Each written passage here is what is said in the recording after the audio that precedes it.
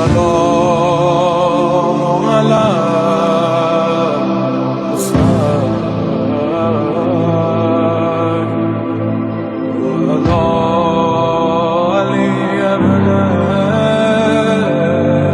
امام زمانہ کی سلامتی کے لیے بلندتر صلوات۔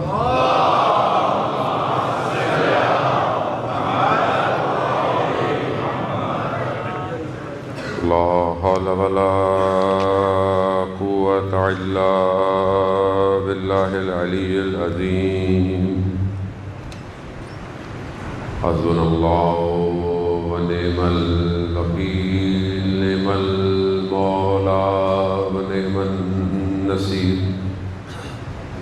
أعوذ بالله من الشيطان الرجيم، بسم الله الرحمن الرحيم۔ الحمد لله الذي يؤمن الخائفين وينجي الصالحين ويجزع المستكبرين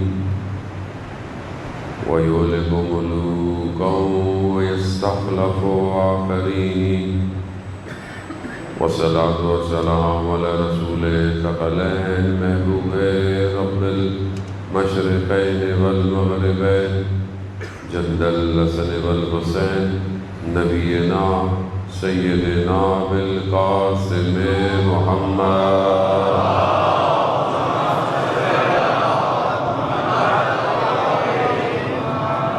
وعلى آله الطيبين الطاهرين المعصومين، لا سيما بقية الله في الأرضين، روحي وأرواحنا لتراب مقدمة الفداء، ولعنة الله على أعدائهم أجمعين۔ بسم الله الرحمن الرحيم۔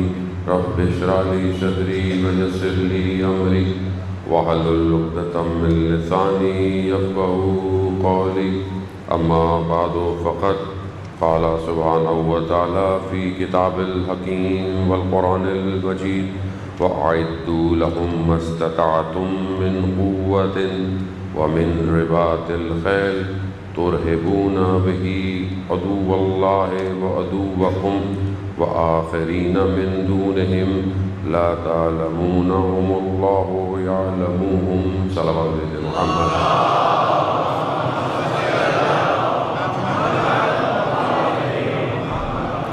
عزیزان محترم، ماہ محرم الحرام چند شبوں کا مہمان رہ گیا ہے زہرا کلال۔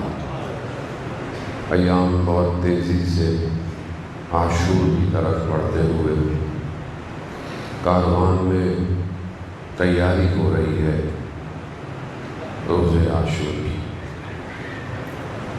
اپنے آپ کو امام سے متصل کرنا ہی مقصد ہے کہ آدمی ان 10 دنوں میں اپنے آپ کو تیار کرے تاکہ وہ عاشور کے دن اپنے امام کی صدا پر لبیک کہہ سکے۔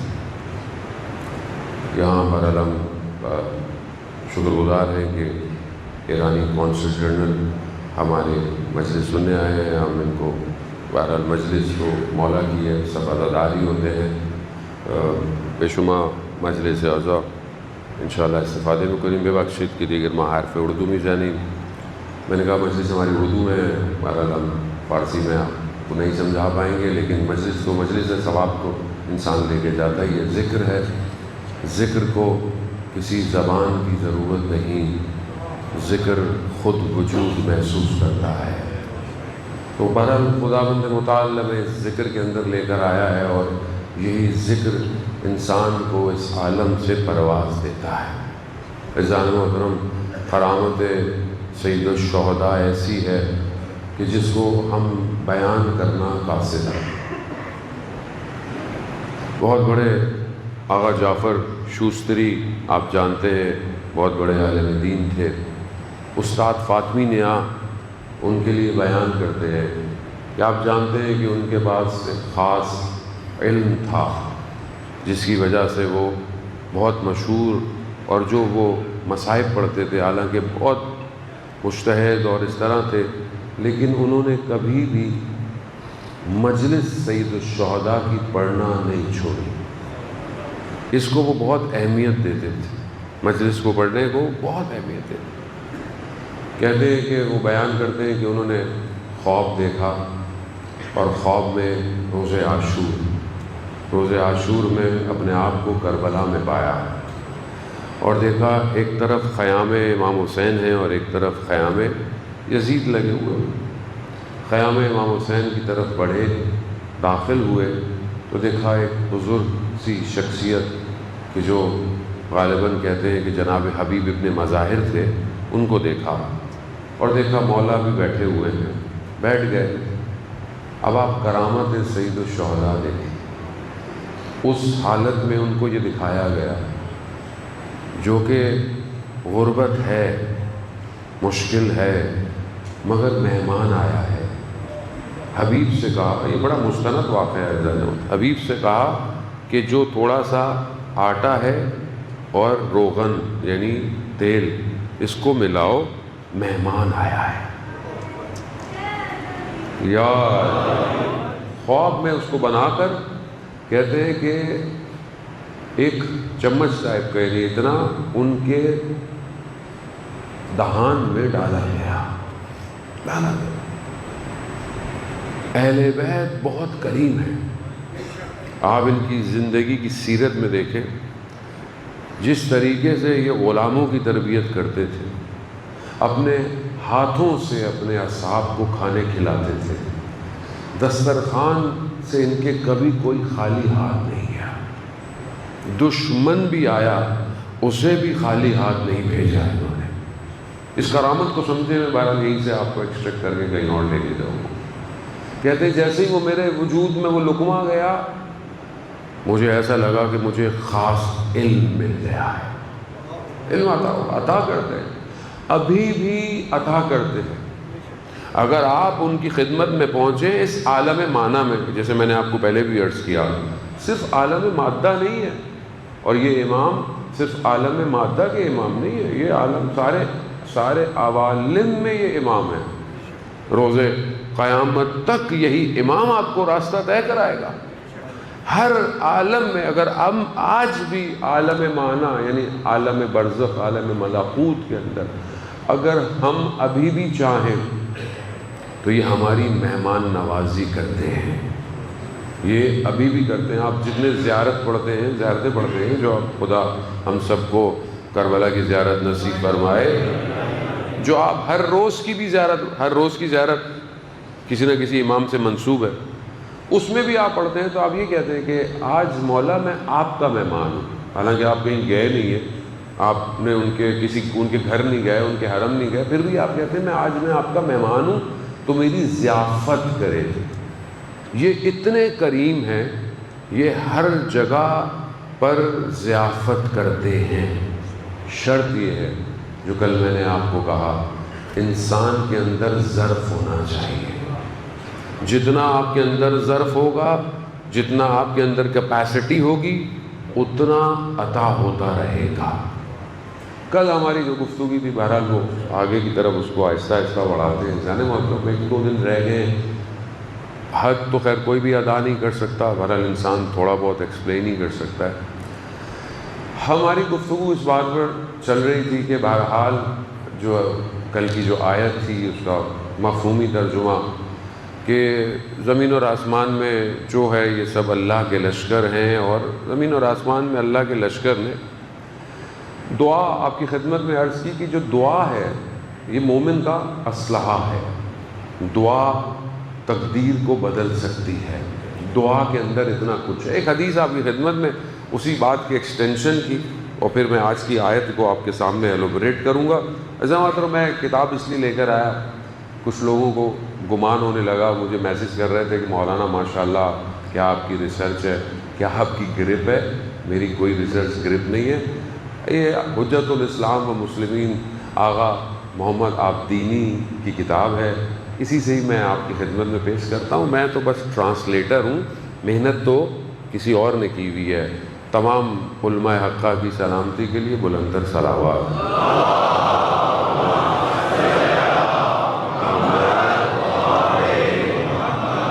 اذان محترم، پیغمبر اکرم ارشاد فرماتے ہیں دعا کے بارے میں کہ الدعاء جند من اجناد اللہ تعالی مجند، دعا جو ہے وہ ایک جنود یعنی لشکر ہے، یعنی سپاہی بہت سارے.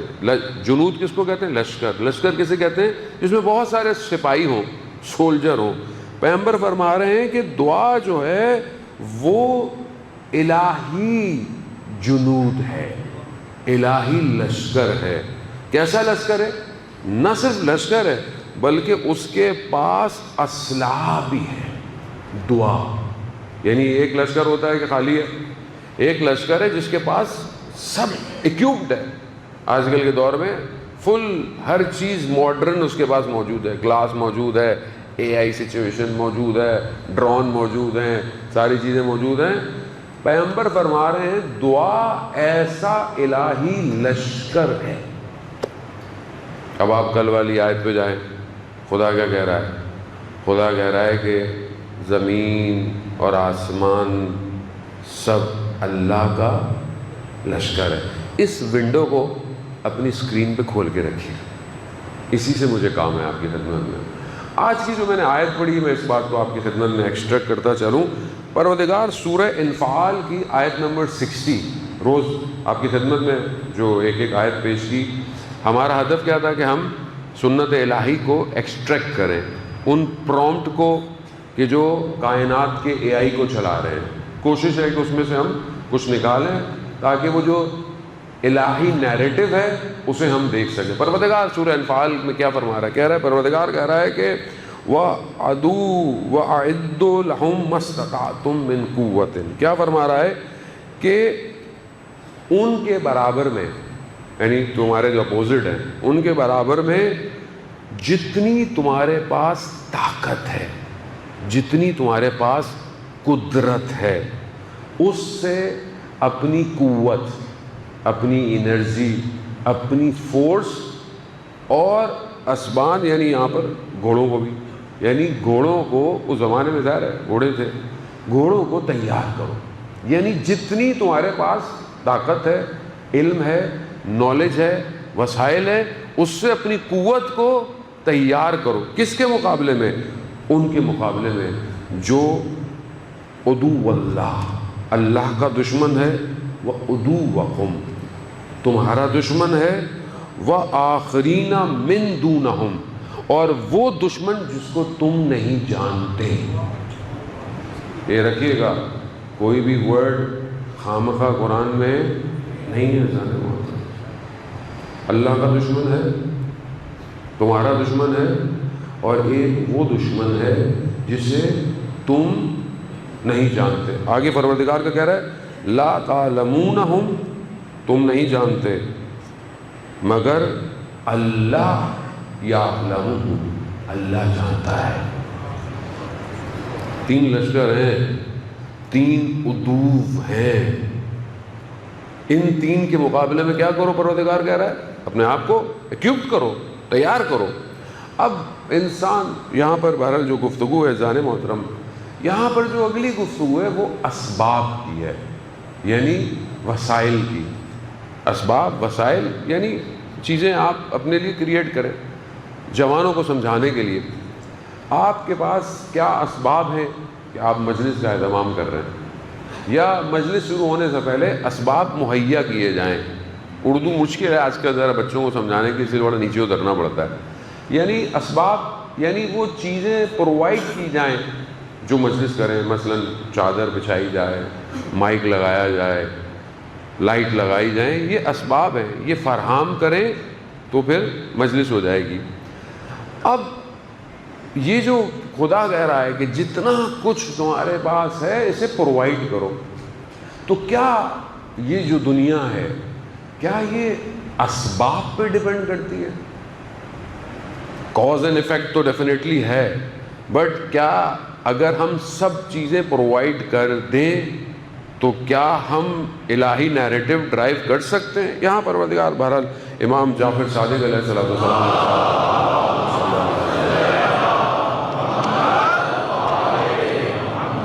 نعرہ حیدری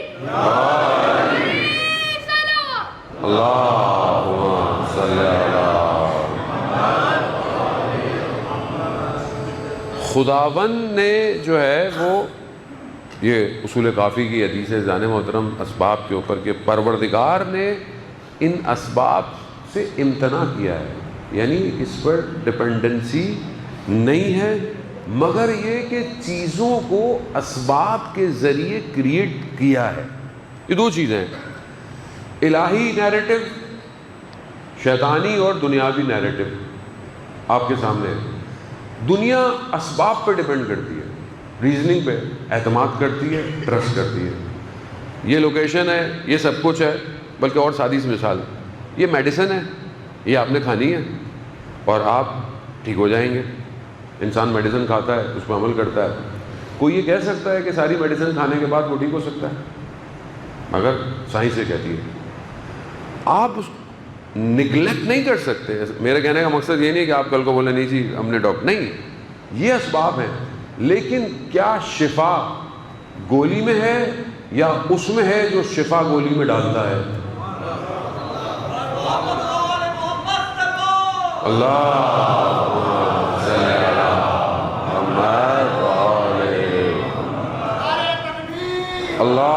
اکبر، یا رسول اللہ۔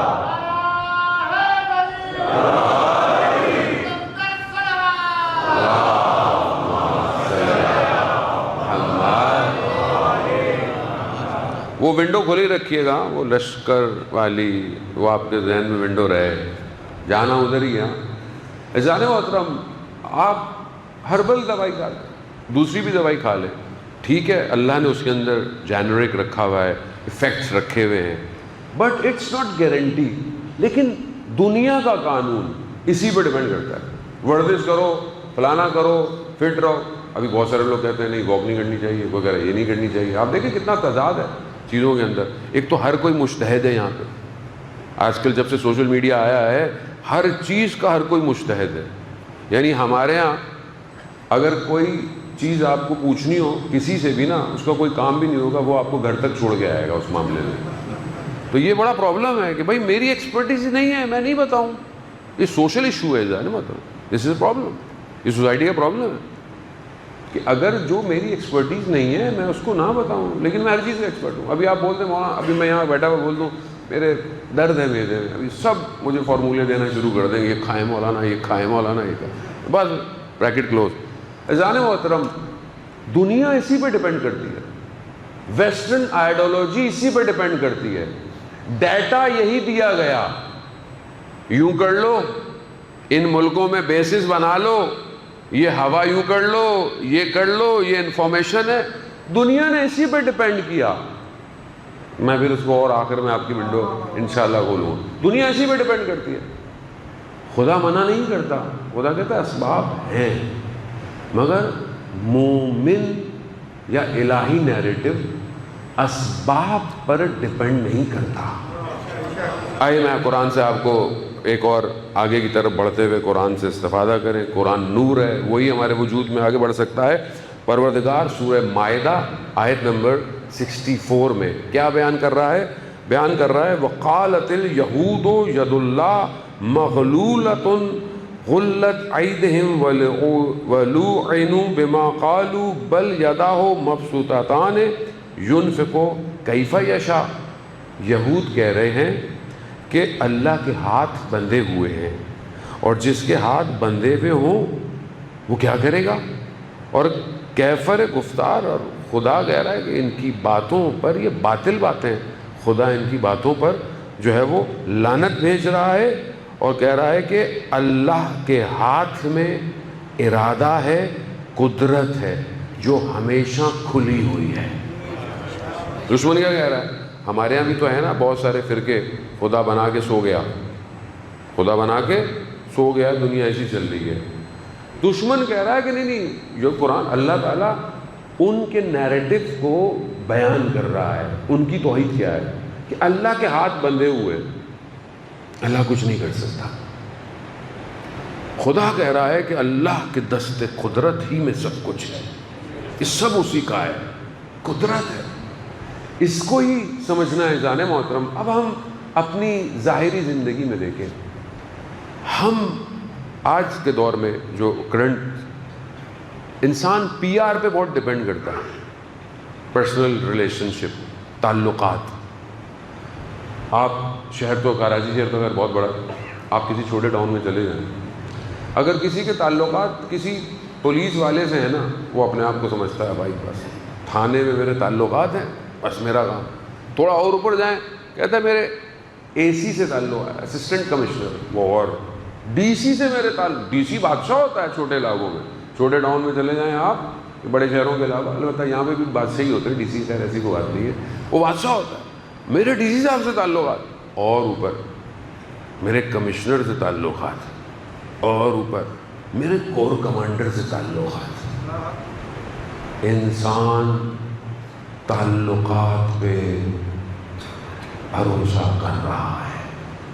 تعلقات، جتنے تعلقات اتنا چوڑا ہو کے وہ سوسائٹی میں گھوم رہا ہے. بری بات نہیں ہے، اٹس گڈ، پی آر ہونی چاہیے. خدا اسی کو توڑ رہا ہے.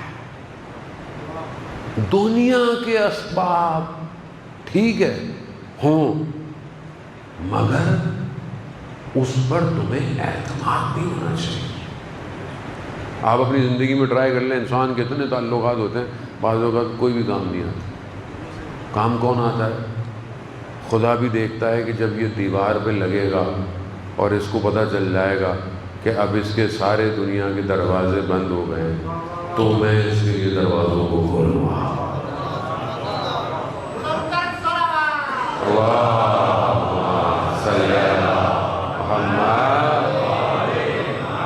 دنیا ظاہر پر ہے جانا، دنیا ظاہر میں بسی ہوئی ہے. ظاہر میں میرے پاس فلانا ہو، میرے پاس یہ چیز ہو، میں بریکٹ میں بہرحال ادب احترام سے فیملیز بھی مجھے بولتے ہیں مولانا صاحب ان موضوعات کو، لیکن بھائی محرم ہوتا ہے، سارے موضوع ڈسکس نہیں ہو پاتے ہیں، اور کچھ ظاہر ہے ایام اعضاء کا تقدس اور احترام بھی ہے. ایسی بات مثلا ہمارے جوان شادیاں نہیں کرتے، یہ ہو جائے، یہ لے لوں، یہ لے لوں، یہ بنا لوں، وہ بنا لوں. کس کو کیا پتا کون زندہ رہے گا یا نہیں رہے گا. اسی ہائپ میں بہرحال جو شرعی چیز ہے مناسب ہے اس کو انسان کو خدا کی بارگاہ میں توکل علی اللہ، یعنی خدا کے بجائے آپ وسائل پہ توکل کر رہے ہیں. اچھا آج وسائل ہیں، کل نہ ہو، بہترین سی زندگی ہو اور حادثہ ہو جائے خدا نہ خواستہ، کس پہ توکل کر رہے ہیں؟ خدا مومن کو یہ بتا رہا ہے کہ یہ سب ضروری ہے، مگر ادھر توحید، اگر یہ نہیں ہے کچھ بھی نہیں ہے. انسان تو اتنا ضعیف ہے کہ سوئے تو اگر روح اس کے بدن میں واپس نہ آئے اٹھ بھی نہیں سکتا. اتنا ضعیف ہے، کچھ نہیں کر سکتا. آپ کے سامنے علامہ طباطبائی رضوان اللہ تعالیٰ علیہ اپنی زندگی کے آخری ایام میں کتنے بڑے مفسر، کتنے بڑے فلاسفر، یادداشت بھولنا شروع ہو گئے. وہاں کہتے ہیں کہ سب خدا خدا ہے. تو یہ جو ظاہری زندگی ہے اس پہ انسان تفاخر نہ کرے، فخر نہ کرے، میرے پاس یہ، میرے پاس وہ ہے. اچھی بات ہے، اللہ آپ کو دیا، آپ اس کو اچھی زندگی گزاریں، اچھا اس کو سپینڈ کریں، اللہ کی راہ میں دیں، بہت اچھا ہے. لیکن اس پر یہ نہ کریں ایسے. خاص طور پہ بہرحال میں خود اب شرمندہ ہوں، میں آپ سے کیا بولوں، تجملاتی زندگی، پروٹوکول جا رہے ہیں. مجھے آپ یقین کریں ذاتی طور پر بالکل نہیں اچھا لگتا، بالکل نہیں اچھا لگتا. جہاں ملکوں میں ہم زیادہ رہتے ہیں، جہاں ملکوں میں ہم زیادہ چلتے ہیں، آپ یقین کریں اکیلے جاتے ہیں، اکیلے آتے ہیں، کسی پہ ڈپینڈنسی نہیں ہوتے. جہاز میں چڑھ گئے، جہاز میں اتر گئے، ٹرین میں بیٹھ گئے، ٹرین سے اتر گئے، مجلس پڑھی، واپس ٹرین میں واپس. کوئی پروٹوکول نہیں. یہ ہمارے ملک کے مسائل ایسے ہو گئے ہیں کہ دنیا اس میں لگ گئی ہے. میں اپنے اساتید کو دیکھتا ہوں، اتنی بڑی بڑی شخصیات، علمی شخصیات، روحانی شخصیات، سادی زندگی، نارمل. ہم پھنسے ہوئے ہیں ان ساری چیزوں میں. کیوں؟ کیونکہ ہم ان پہ ڈپینڈ ہیں. جتنا بڑی مولانا صاحب کی گاڑی ہوگی، جتنے آگے پیچھے ملٹی پلائی ہوئے کارز ہوں گی، اتنا بڑا تجملات ہے. پیغمبر ایسے تھے کہ جب اصحاب میں بیٹھتے تھے تو دوسرا شخص آ کے ڈھونڈتا تھا پیغمبر کہاں بیٹھے. یقیناً فرق ہے زمانے کا، میں اس میں ڈینائی نہیں کرتا. سیکیورٹی امپورٹنٹ ہے، ساری چیزیں امپورٹنٹ ہیں، میں اس کا ڈینائی نہیں کرتا، مگر یہ اسباب نہیں ہے، یہ وہ نہیں ہے جو آپ کی قیمت کو طے کرے. لوہا آپ کی قیمت کو طے نہیں کر سکتا. ہم تو یہ دیکھتے ہیں نا، جتنی اچھی گاڑی، بڑی گاڑی، ٹھیک ہے اللہ دے آپ اچھی گاڑی میں گھومیں، بہترین کریں، بٹ کبھی اپنی قیمت کو لوہے کے ساتھ تجزیہ نہ کریں. آپ اشرف المخلوقات ہیں، کائنات کو تسخیر کر سکتے ہیں. وہ جو ونڈو میں نے آپ کی کھلائی، وہ جو لشکر ہے، وہ جو لشکر ہے، خدا کیا کہہ رہا ہے؟ زمین اور آسمان جنود الہی. پیغمبر نے کیا کہا؟ دعا جنود الہی ہے، لشکر الہی ہے. سورہ انفال میں پروردگار کیا کہہ رہا ہے؟ اپنی قوت، اپنی طاقت لگا لو وسائل میں، طاقت لگا لو، لیکن ڈیپینڈ نہیں کرنا. کیوں؟ کیونکہ ان طاقت کو جو جنود لے کے جائے گا وہ دعا ہے. دعا ہے. کیوں کہا گیا جنگ میں دعائے جوشن کبیر پڑھو؟ کیوں کہا صحیفہ سجادیہ کی فلانی دعا پڑھو؟ کیوں کہا؟ کیونکہ تمہارے میزائل اکیلے دشمن کو نہیں لگیں گے، تمہارے میزائل کو جنود الہی چاہیے.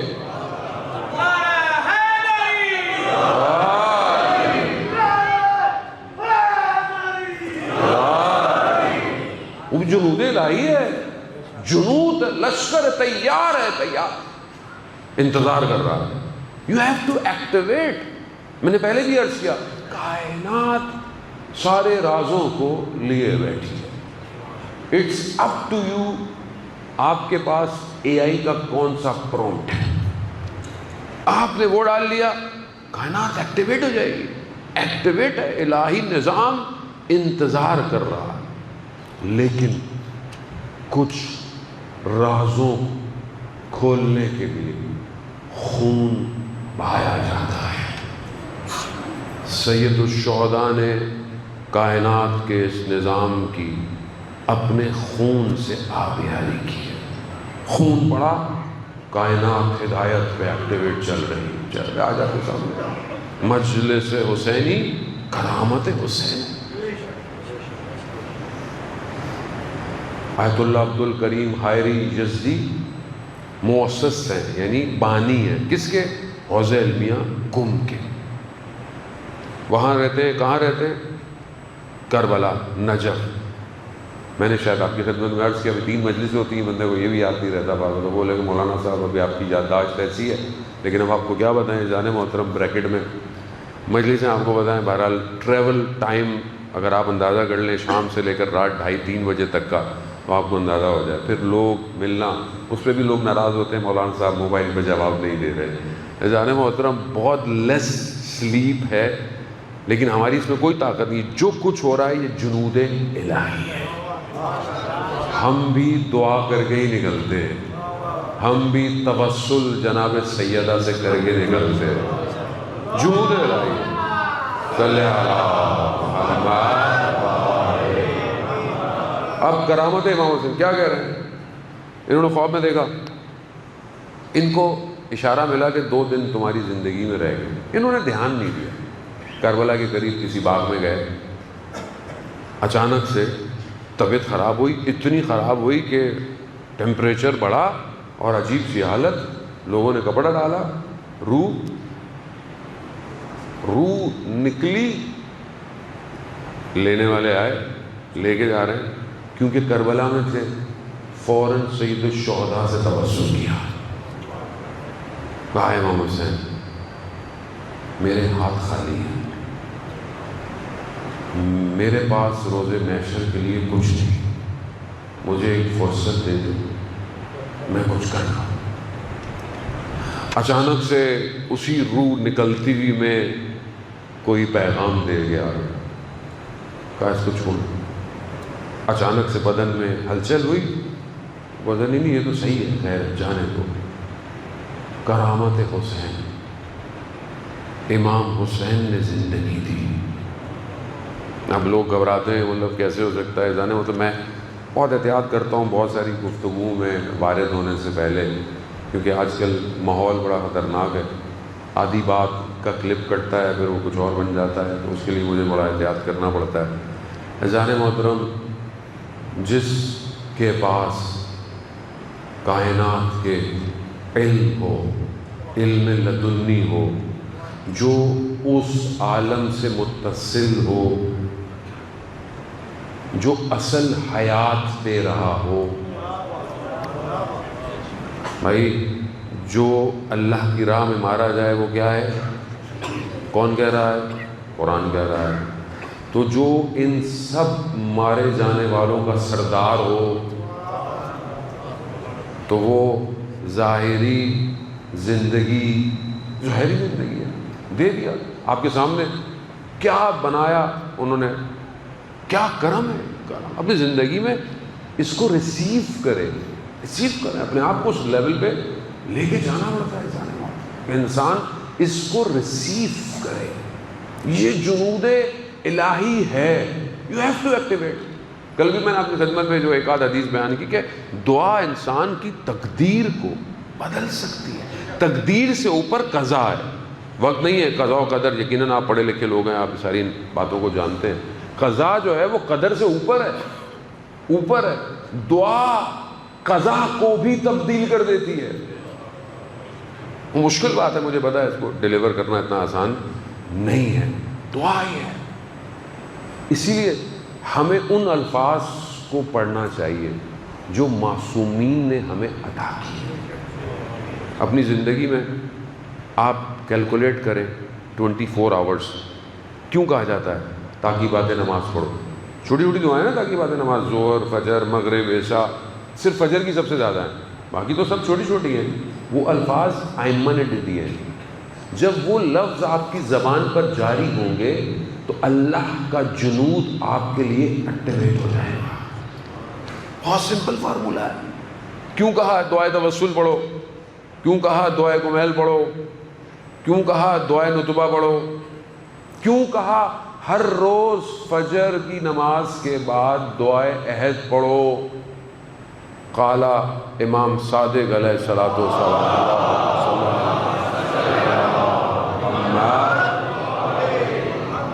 جو 40 دن لگاتار دعائے عہد پڑھے گا، اگر وہ دنیا سے چلا بھی گیا تو وہ ظہور میں قبر سے اٹھایا جائے گا. میں دعا کے لیے بہت گفتگو ہے، بٹ میرا آج کا جو نیریٹو الہی ہے آپ کی خدمت میں کہ دعا اللہ کا لشکر ہے. 40 دن تک آپ اس لشکر سے مدد مانگ رہے ہیں. دیکھو میں مر بھی جاؤں نا تو مجھے ظہور میں اٹھا لینا. یعنی لشکر آپ کے لیے تیار ہو رہا ہے. یہ جتنے اسباب ہیں یہ امپورٹنٹ ہے، آپ کے پاس ہونا چاہیے. وقت کے امام کے لیے آپ کے پاس علم ہونا چاہیے، نالج ہونی چاہیے، سب کچھ ہونی چاہیے. آج ایران نے آپ کے سامنے کیا کیا؟ کس پہ ڈیپینڈ کیا؟ ہر چیز قرآن کی آیتوں کو. اذان محترم میں اس لیے معاشرہ قرآنی ہونا بہت امپورٹنٹ ہے. دس از دا مین ڈفرنس ہماری نیشن میں اور ان کی نیشن میں. ان کی نیشن میں قرآن کی آیتوں کو اپنی زندگی پہ امپلائی کیا ہے، امپلیمنٹ کیا ہے. قرآن میں پروردگار کیا کہہ رہا ہے؟ کہہ رہا ہے کہ جتنی طاقت ہے، جتنا کچھ ہے، اسے جمع کرو، تیار کرو. کس کے لیے؟ اللہ کے دشمن کے لیے. اللہ کا دشمن کون ہے؟ سب کو پتہ ہے. تمہارا اپنا کون دشمن ہے؟ وہ بھی پتہ ہے. اور وہ جس کو تم نہیں جانتے، منافق ہے، باطنی شیطانی طاقتیں ہیں. کون ہے؟ آج آپ کے سامنے جانے محترم انہوں نے ایکٹیویٹ کیا. انہوں نے علم، نالج، ہر چیز کو ایکٹیویٹ کیا، مگر اس پہ ڈیپینڈ نہیں کیا.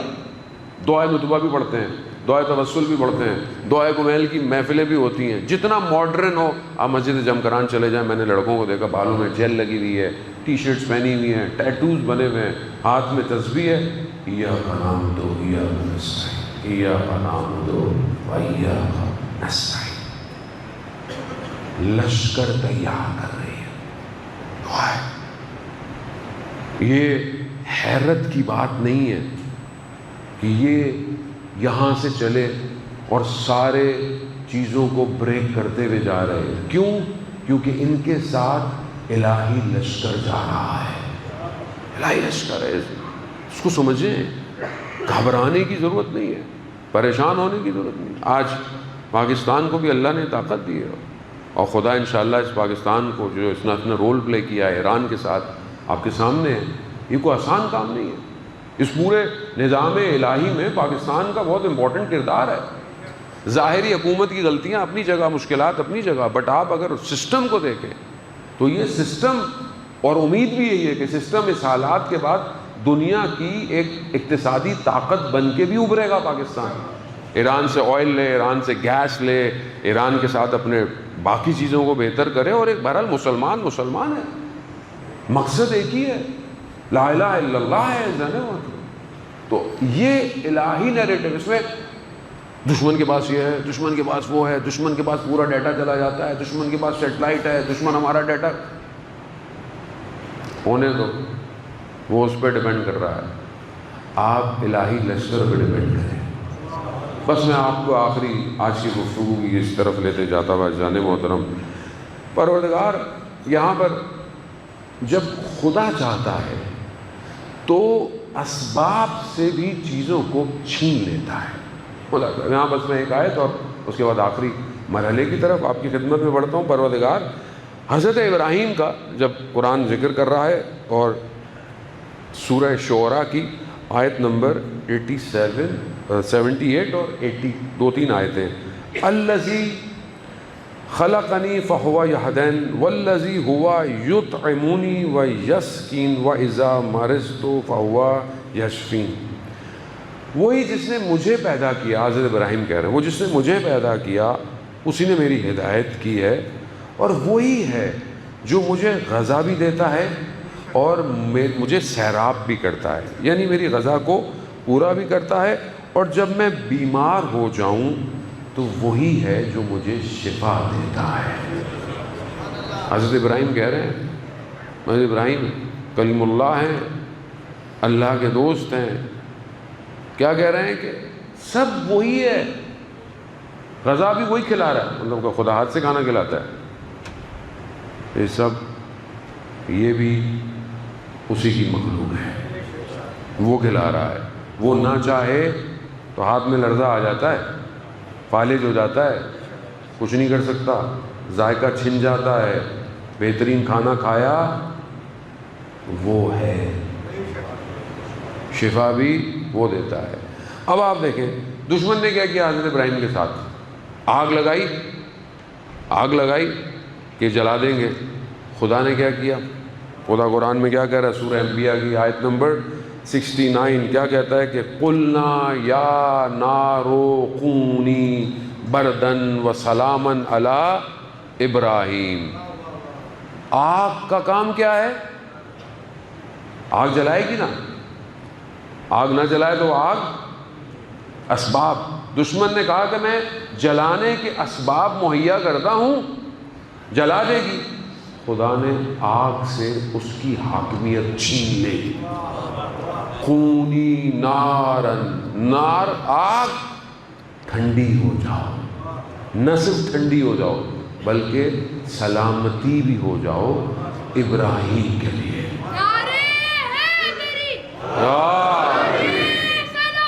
اللہم صلی علی محمد. اذان محترم، بہرحال میں چاہتا تھا کہ آپ کو اور جو ہے وہ اس وادی میں سیر کراؤں. قرآن کی آیتوں کے ساتھ سیر کریں. قرآن زندگی میں، قرآن کے پاس سب کچھ ہے. پرومپٹ قرآن کے پاس. قرآن محل علی و علی المال قرآن. قرآن علی کے ساتھ ہے اور علی قرآن کے ساتھ ہے. کوڈ ولایت نہیں ہے. اللہ اکبر. یا رسول اللہ. یا علی. زندہ باد، زندہ باد، مردہ باد، مردہ باد.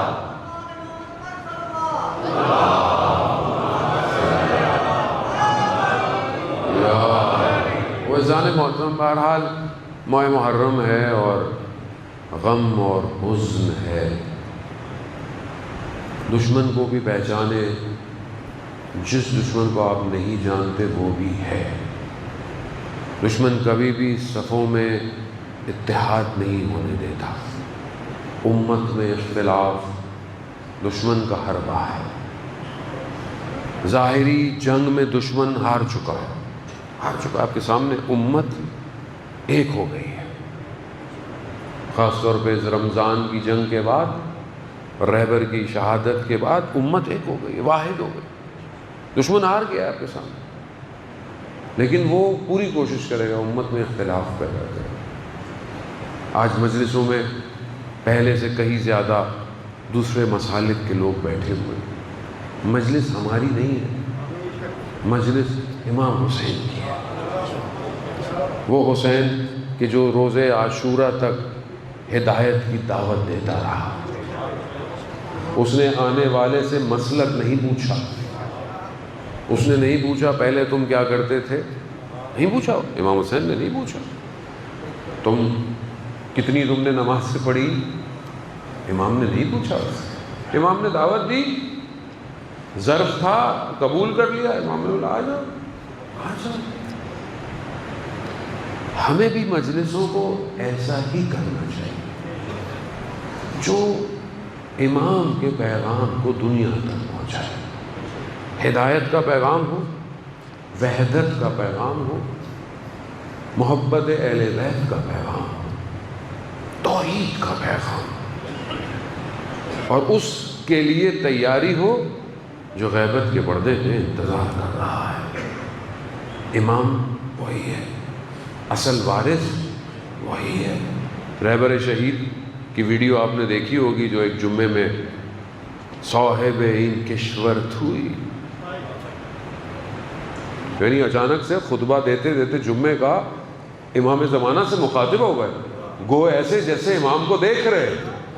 ابھی نا کلپ موجود ہے، اب تو اردو میں ٹرانسلیشن ہیں. جانے محترم، جب تک رہبر زندہ تھے ہم نے نہیں پہچانا شہادت کے. ہم لوگ اکثر مرنے کے بعد ہی، کئی قومیں مرنے کے بعد لوگوں کو پہچانتی ہیں. جانے محترم کیا کہا، صاحب ان کشورت ہوئی، صاحب انقلاب ہوئی. آپ ہیں، آپ مالک ہیں، ملک کے مالک آپ ہیں، اس انقلاب کے اصل مالک آپ ہیں.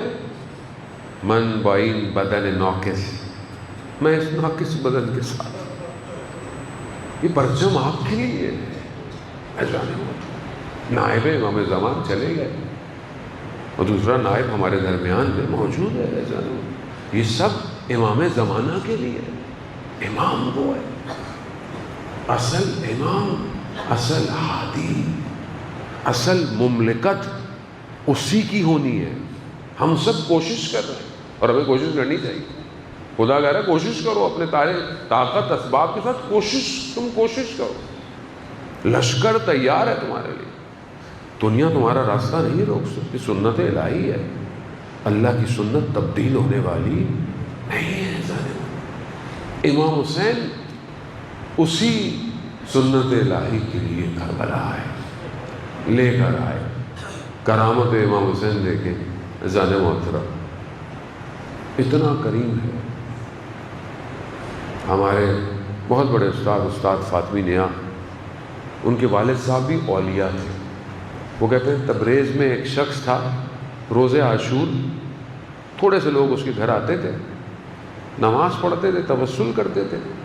کوئی 8-7 سادے چاول کی پلیٹیں وہ کھلاتے تھے. لوگ کچھ کھا لیتے تھے، کچھ لے جاتے تھے. اتنا ہی تھا.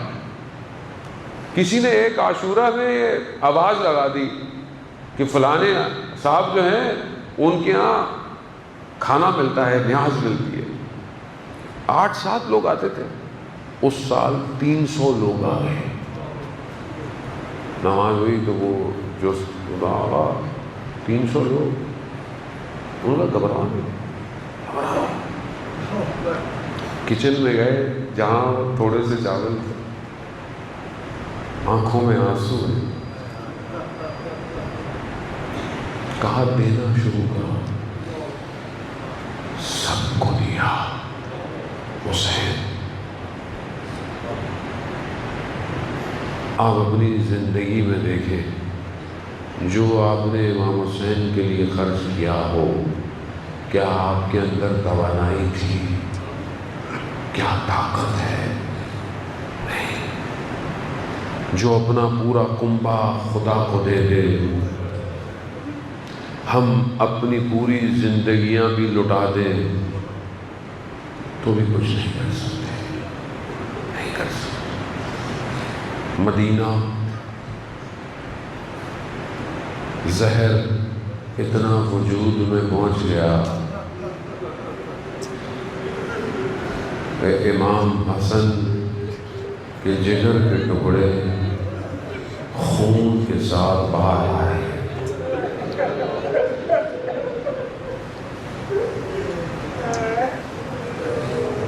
سب بہن بھائیوں گھر والوں کو بلایا، سب کو کہا امام حسین کی طرف رجوع کرایا گیا۔ اب سب امام حسین تمہارا ہے امام میرے جان ہے۔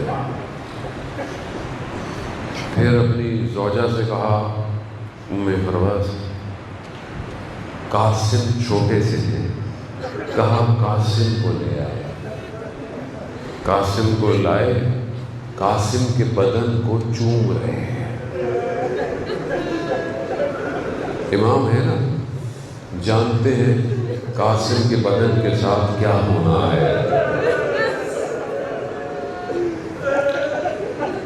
سرہانے سے کہتے ہیں ایک تعویذ اٹھایا اور جناب قاسم کے بازو پہ باندھ دیا، چھوٹے ہیں، اور کہا بیٹا جب زندگی میں بہت مشکل میں پھنس جانا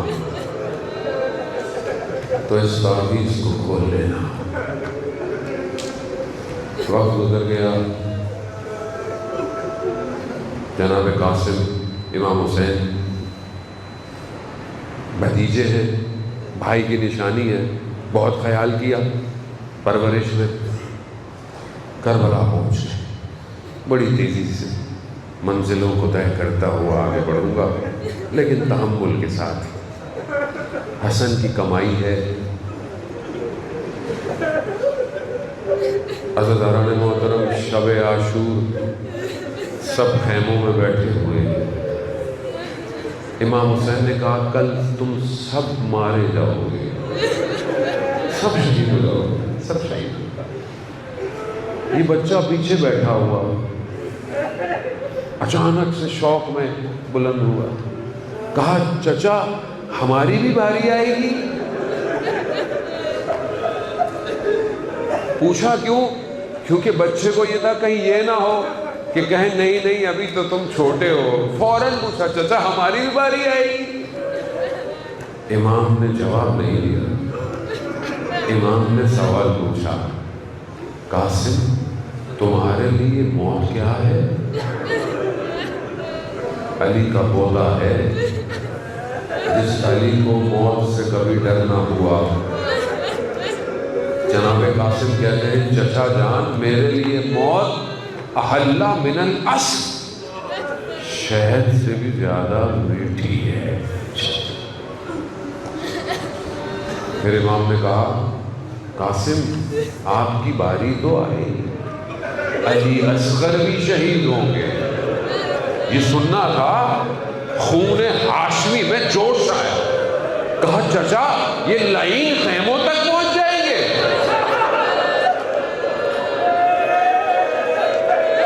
کہا نہیں قاسم،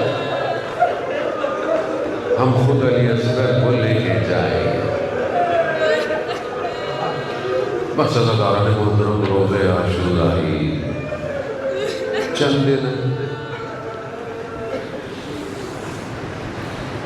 عزیزان محترم، زندگی اتنی تیز بھاگ رہی ہے، آپ یقین کریں،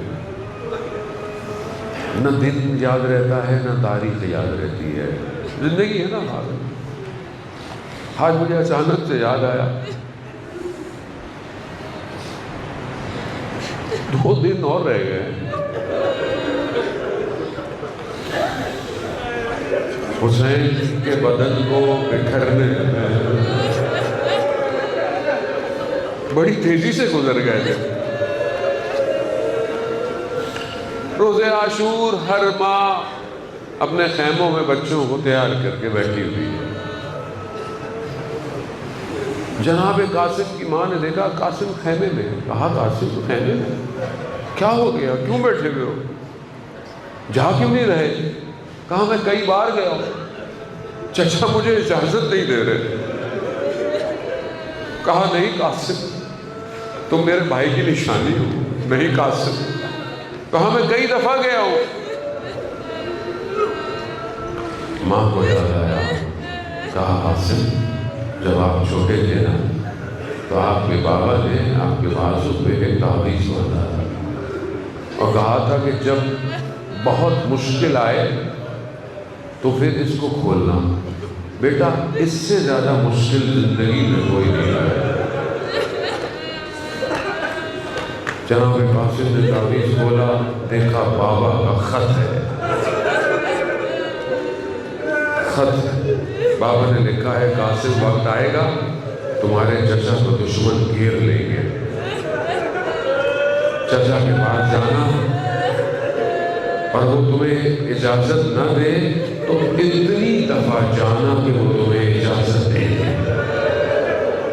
بس یہ سننا تھا، جناب قاسم کے چہرے کا رنگ بدل گیا، خیموں سے نکلے، چلتے ہوئے امام حسین کے پاس۔ اب جب امام حسین نے دیکھا نا قاسم کے چلنے میں فرق آ گیا ہے، سمجھ گئے یہ سفارش لے کے آ رہا ہے۔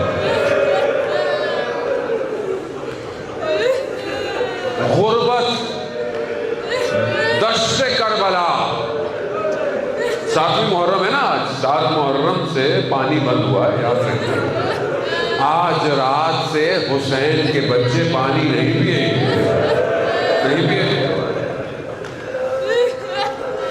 3 دن کا پیاسا، اپنوں کے لاشیں اٹھا کے لانے والا، اس غربت میں جب بھائی کی تحریر دیکھی نا، بھائی کو بھائی یاد آ گیا۔ کیا کیا یاد آیا ہوگا؟ مدینہ میں چلتا ہوا دروازہ یاد آیا، ماں دیواروں میں سہارے چلتی ہوئی یاد آیا۔ بھائی یاد، جب بھائی یاد آتا ہے نا ماں بڑی یاد آتا ہے۔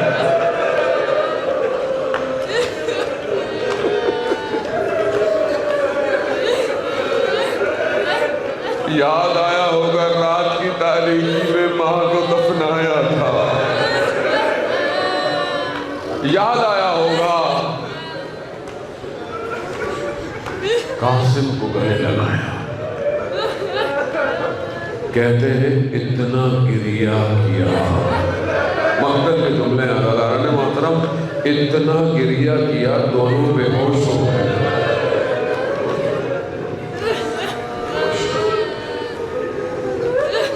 اٹھے، قاسم کو تیار کیا، گھوڑے پر قاسم سوار ہوا۔ مقاتل کہتے ہیں ایسے ایک جوان بچہ جیسے نور روشن ہوتا ہے، چھوٹا اتنا ہے نہ سر پہ کھلا سکتی ہے نہ ذرا پہن سکتا ہے۔ گئے جناب قاسم، بس آخری مراحل ہیں، تورقات آ گئے جناب قاسم کے عزیزان محترم، بس گئے۔ حسین حسن کے بیٹے حیدر کرار کا پوتا لڑا لڑا لڑا لڑا۔ جب دشمن نے دیکھا نا ایک شخص جس کے چند بیٹوں کو جہنم واصل کیا، جناب قاسم عزیزان محترم، اس نے وار کر کر جناب قاسم کو نیزے لگ چکے تھے، چیزیں لگ، اس نے چاہا کہ میں ان کے ہاتھ کو قلم کروں، کہتے ہیں تیزی سے امام حسین پہنچے، انہوں نے اس کے بازو کو قلم کیا ہے، وہ ایسا پلٹا کہ دشمن کی فوج میں بھگدڑ مچ گئی۔ اس بھگدڑ میں جناب قاسم زمین پر آئے ہیں، چچا کو پکارا ہے، چچا میری مدد کو آؤ۔ عزاداران محترم کہتے ہیں جب تک خاک بیٹھی تھی گھوڑوں کی ٹانگوں نے جناب قاسم کو پامال کر دیا۔ امام حسین پہنچے، امام حسین نے کہا بیٹا کتنا سخت ہے کہ آپ مجھے بلائیں اور میں نہ آ پاؤں۔ عزاداران محترم نہیں پتا کس طریقے سے امام نے جناب قاسم کو اٹھایا ہے، کس طریقے سے ان کے قدم زمین پر کھچتے ہوئے خیموں کی طرف پہنچے ہیں۔ میں کہوں گا امام حسن کو کہ آپ موجود نہیں تھے، مگر جناب قاسم نے آپ کی قربانی کو قبول کیا۔ ہاں میرے مولا، آپ کے کنارے پر امام حسین موجود تھے، مگر روزے عاشور یاد رکھیے جب آپ کا بھائی گرا کوئی اس کے کنارے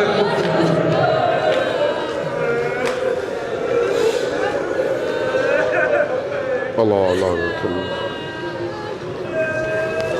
مومنین تبرکات